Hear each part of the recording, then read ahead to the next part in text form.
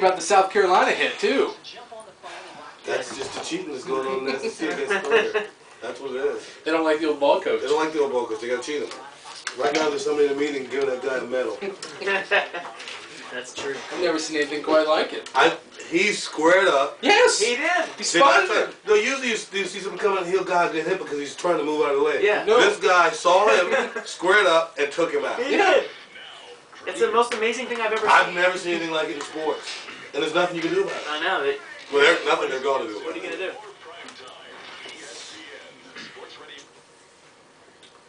All right, 444 on the Fan with Isaac and Soup. This next guest here in studio is playing tonight at the Abernathy Center. He's in town for a show. He's going to be on the Tonight Show with Jay Leno next week. He has a new country album out called Darius Rucker, Learn to Live. Darius Rucker, formerly of Hootie and the Blowfish. Now, is that right, or does Hootie and the Blowfish still exist? Oh, no, we're still together. Oh, okay, Yeah, so you kind of break off and do your own thing, the country thing, but you also play with Hootie and the Blowfish. Yeah, we finished the tour last summer. We won't do anything for a while, but, you know, we're still together. That's because you're a huge country star now.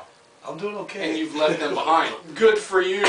Listen to you. I'm doing okay. It's fun right now. What's the #1 album? I mean, you go from as famous as you were in that band, kind of a rock college jam band, Dave Matthews, S thing. Yep. I mean, that's kind of a bold step, crossing over into country music. And let's talk about the elephant in the room. Not a lot of black guys in country music. Oh, absolutely. And yet the album was huge. It's a shocker. We didn't, you know, it was a lot of things coming from a pop band and everything. I didn't know if they would accept me or whatever. And it's just amazing how, you know, the record and the single was #1 the same week, and you sit back and go, you gotta be kidding me. Why country? I've always liked country music, and I've talked about making this record for a long time. And I told my manager, Doc McGee, the infamous Doc McGee, that I was going to make a country record, and he was it was one of those things where we weren't even going to look for a record deal. He even said to me, I don't think we can get a deal. I was like, that's okay, I'm going to do it myself. And next thing you know, he's at dinner with the president of Capitol, mentions that he's managing me, and he says, that's some pull. Yeah, it says, hey man, if that guy wants to do a country record, let me know. And he goes, well, he just told me the other day he wanted to do a country record. Next thing I got a deal. You should. It's the greatest form of music of all time. It's the greatest form of American music of all time. I agree with that. That may be a little biased. American music. No, music in general. Well, it's the only good thing in music. The only thing in music is American music. I know there was music other places. Yeah, that's true. Now, how do you stay relevant for so long? Because, you know, because country's music has changed. I mean, it's different now than it used to be. And you're a guy who's managed to, because you see a lot of these musicians go away. They have nice run, great albums, but then... Jessica Simpson's 15 Minutes is on 14:59 right now. Well, it's not even 15 minutes. I mean, you're very talented, so obviously you stay around because you're talented, but how else do you remain relevant and keep up with the times over different centuries? That's a great question. The thing for me that was crazy was, that's why I didn't think I was going to get a record deal. It's like what you just said. You know, I thought we had a great run. We've sold a lot of records. We can still go play tours whenever we want. You know, that's a cool lifestyle.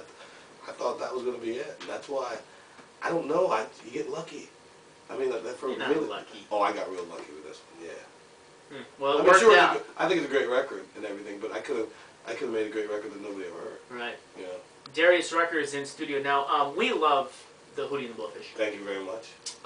Suk especially loves the new country. Thank you very much. I'm a countryman through and through. I will admit it. Wasn't a huge Hootie and the Blowfish guy. Just not the type of music that I listen to. I understand. And so when the CD comes out, you know, obviously it's something. And me being, I think with your core country audience, a little skeptical, but you hear that first single, and it's fantastic. Went out and bought the album, and I will tell you right now, and I've said it on the program before we knew you were coming on, one of the best CDs start to finish that I've heard in a long, long time. Well, thank you very it's much. one of those ones that you don't have to skip tracks. You can actually go out and purchase the CD and listen to it start to finish. Okay. Thank you. Now here's what I was going to say. Thank you. Now, so we're going to stop.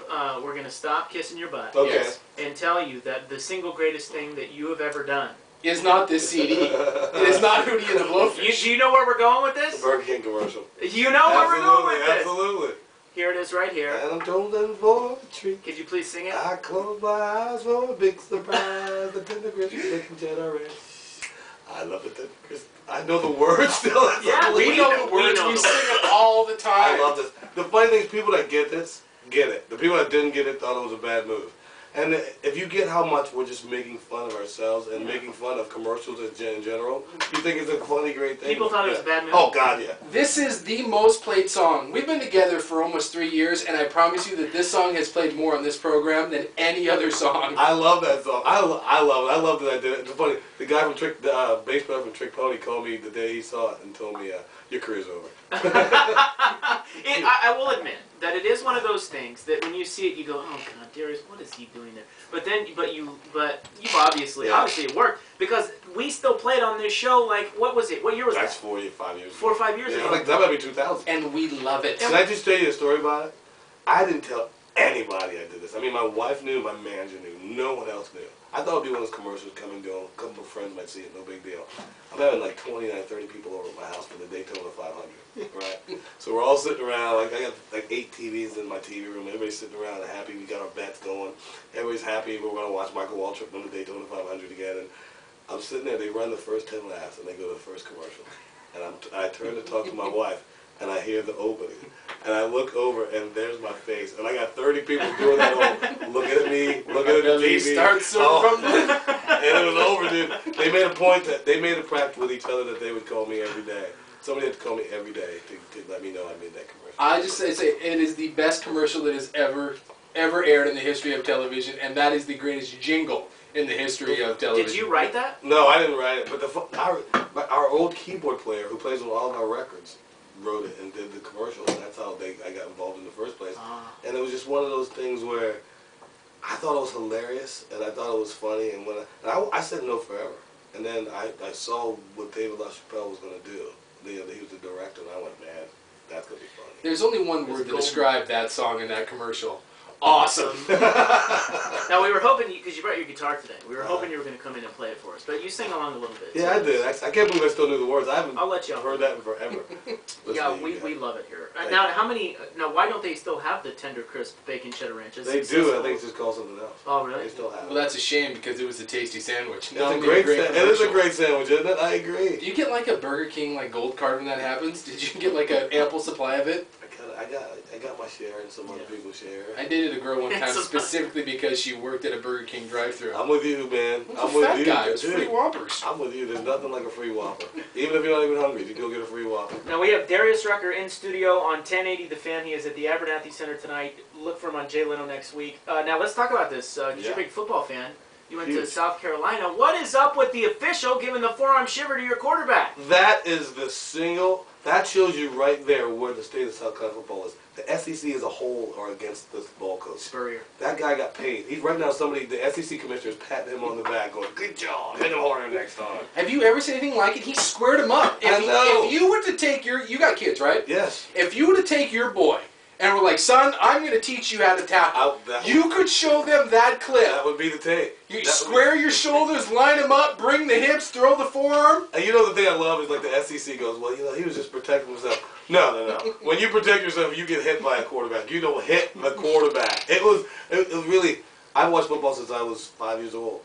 I've never seen anything like that. I haven't seen it. It's the most puzzling thing ever. And there's nothing you can do to the guy. No. Well, they should. They should suspend him. But they're not going to, and they got to defend themselves. But that was the... What do you really think was behind... I mean, how dirty is the SEC?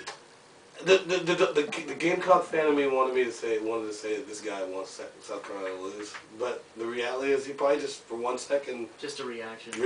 Well, he was a former linebacker in Kentucky. He saw non-flashback, dude. Yeah, right, and Kentucky's one of the few teams that we whoop all the time, and so he got a little flashback, went crazy, said I'm gonna get this Gamecock. I'm cool. See, I think if you're South Carolina, you can't raise too much of a fuss about other people cheating because you don't want them looking at your program. Hey, come look at us.